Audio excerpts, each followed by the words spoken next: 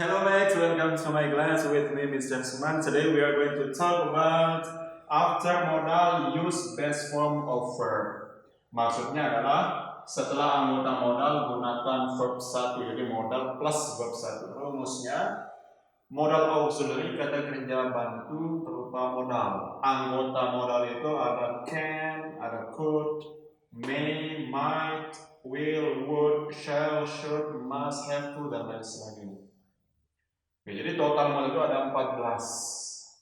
Oke, semuanya ketemu dengan verb 1. Oke, kenapa ketemu dengan verb 1? Soalnya modal itu selalu menjadi kata kerja bantu. Butuh kata kerja utama yaitu verb 1. Contohnya, the boat will leave at 3. Subjeknya adalah the boat. Ini sebagai subjek. Will anggota modal auxiliary, butuhnya verb 1. Will modal leave verb 1. Kalimatnya kalau kita balik ke Indonesia, kapal itu akan meninggalkan at 3. Nah, jadi akan pergi pada pukul 3. Contoh yang kedua, the students must take the exam. Siswa-siswa itu wajib atau harus mengambil ujian.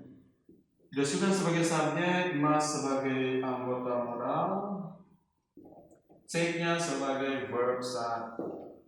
Nah, jadi modal ini namanya auxiliary, kerja bantu, butuh namanya utama. Jadi modal selalu verb 1. Kesimpulannya adalah teman-teman wajib menghafal anggota modal ini supaya bisa menganalisis kalimat. Modal plus verb itu intinya di modal. Oke, terima kasih banyak atas perhatiannya. Thank you so much for watching this video and have a nice day.